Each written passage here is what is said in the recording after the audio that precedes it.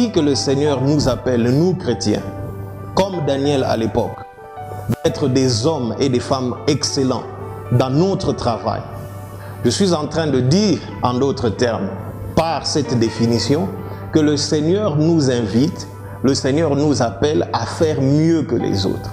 Un homme excellent dans son travail, une femme excellente dans son travail, c'est quelqu'un qui fait mieux que les autres. En général, dans une boîte, dans une compagnie, dans un commerce, dans un business, il y a la moyenne, il y a toujours une moyenne générale que tout le monde respecte. Il y a toujours une façon de faire qui est presque standard pour tout le monde qui est dans ce domaine-là. Mais une personne excellente ne se contente pas d'avoir réussi à atteindre le standard, elle ne se contente pas d'avoir réussi à atteindre la moyenne. Comprenez-moi bien, la moyenne est le plus grand ennemi de l'excellence parce qu'elle vous donne un faux sentiment de satisfaction. Lorsqu'une personne a atteint la moyenne que la plupart des autres gens ont accompli, cette personne-là a un faux sentiment de satisfaction. Elle se dit, non, après tout, j'ai réussi à faire ce que les autres aussi ont fait. Non, une personne excellente ne se contente pas de ce que les autres ont réussi à faire, d'avoir réussi à faire la même chose qu'eux. Une personne excellente va au-delà de ce que la personne moyenne a accompli. Donc l'excellence vient du verbe exceller, comme j'ai dit, qui veut dire aller au-delà ou faire mieux que ce que les autres ont accompli. Ça, c'est la première définition. La deuxième, c'est aller au-delà de vos propres records, de vos propres résultats.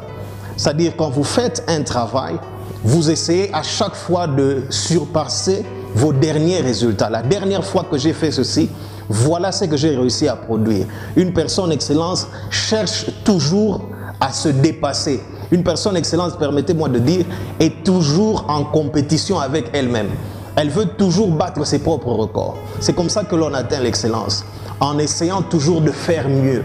Un homme de Dieu m'a dit, il y a plusieurs années passées, en fin des années 90, il m'a dit, le plus grand espace qui existe dans le monde, c'est l'espace pour l'amélioration.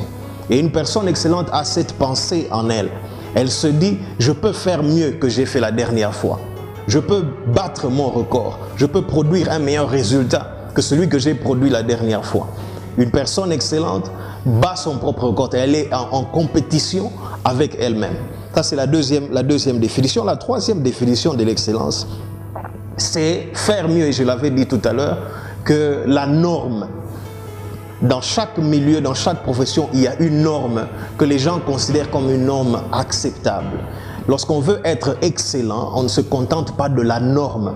On ne se contente pas de faire comme la norme. On ne se contente pas d'atteindre la norme, mais on veut dépasser la norme. Faire mieux que ce qui est acceptable. Faire mieux que ce qui est normal. C'est ce que c'est que exceller dans son travail.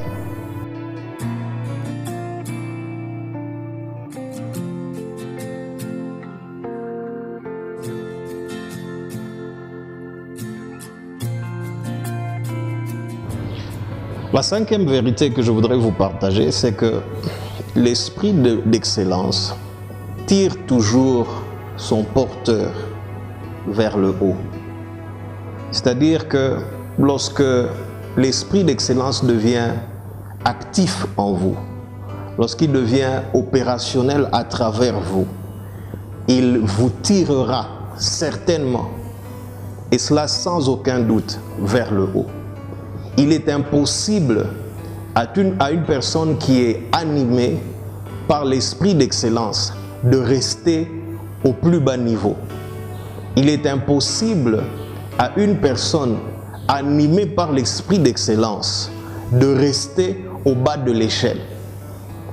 Lorsque l'esprit d'excellence vous anime, il devient obligatoire que vous fassiez un mouvement du bas vers le haut. L'esprit d'excellence élève les hommes. L'esprit d'excellence ne vous laissera jamais stagnant. Une personne animée de l'esprit d'excellence ne manquera jamais d'être promue dans son lieu de travail. Une personne animée de l'esprit d'excellence ne manquera jamais d'être élevée ou même de voir une augmentation de salaire dans son lieu de travail.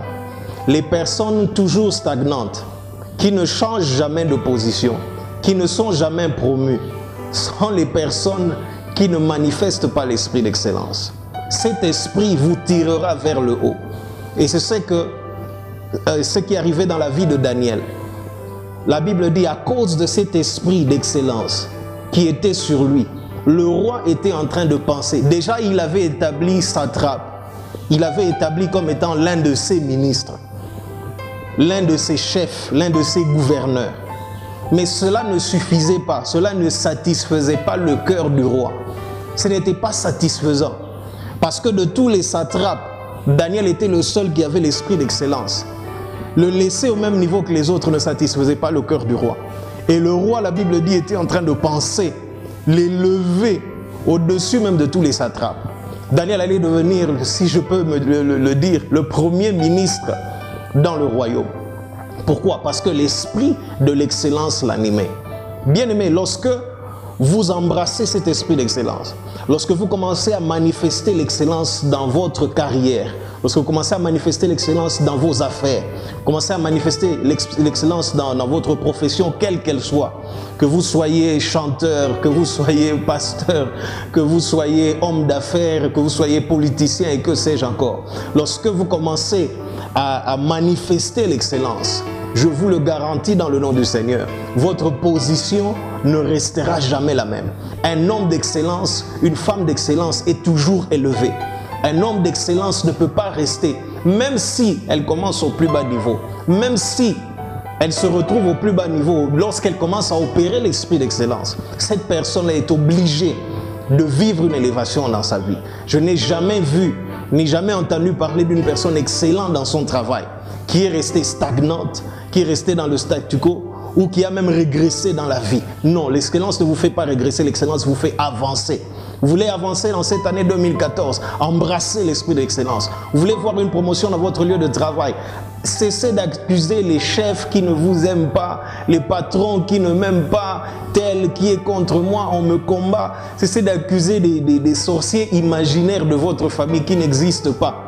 Ce n'est pas que la sorcellerie n'existe pas, mais plusieurs personnes ont accusé des sorciers imaginaires qui n'existent pas. Tout simplement parce que cela est devenu, surtout dans nos sociétés africaines, l'excuse facile. Il est plus facile de justifier son échec. Il est plus facile de justifier son manque de progrès en pointant du doigt les sorciers de la famille, parce que notre culture reconnaît l'existence et l'influence des sorciers, plutôt que de dire, écoutez, si je suis stagnant, si j'ai perdu mon emploi ou si j'ai perdu mon poste, si j'ai été démis de mes fonctions, si je ne suis pas promu depuis toutes ces années et que je ne connais pas d'augmentation de salaire, c'est tout simplement parce que je ne suis pas excellent dans ce que je fais. Je suis plutôt moyen ou médiocre. Très peu de gens auront la franchise ni le courage de le dire de cette manière-là. C'est une excuse plutôt facile que de dire, écoutez, moi mon problème, ce sont les sorciers de la famille, moi mon problème ce sont les sorciers de mon quartier, c'est parce que telle ou telle autre personne m'a maudit ou a dit du mal à mon sujet. Mais une fois que vous bannissez les excuses, parce que une vérité concernant les excuses est celle-ci: les excuses ne sont valides que pour celui qui les dit, pas pour ceux qui l'entendent. Lorsque vous donnez des excuses, elles ne sont valides que pour vous qui êtes en train de les donner. Elles ne sont pas valides pour les gens qui vous entendent. Je vous donne un exemple terre à terre. Vous avez promis à quelqu'un une somme d'argent le dimanche, et la personne se présente le dimanche parce qu'elle est dans le besoin, elle se présente le dimanche. Vous lui dites, voilà, je ne saurais plus te donner l'argent en question parce que j'ai connu tel et tel autre problème pendant la semaine et ça fait que je ne peux plus te donner l'argent que je t'avais promis. Cette excuse-là est valide pour vous, mais pour lui, ce n'est pas valide parce que son problème reste non résolu. C'est-à-dire, toutes les explications que vous lui donnez ne changent en rien le problème qu'il a. Ça ne résout pas son problème. Les excuses ne sont valides que pour celui qui les dit, pas pour ceux qui l'entendent. Alors, débarrassez-vous de vos excuses. Regardez la vérité en face. Posez-vous les questions les plus difficiles. Suis-je excellent dans ce que je fais? Si je ne suis pas encore excellent, suis-je à la poursuite de l'excellence dans ce que je suis en train de faire? Est-ce qu'il y a même cet effort-là, ne fût-ce que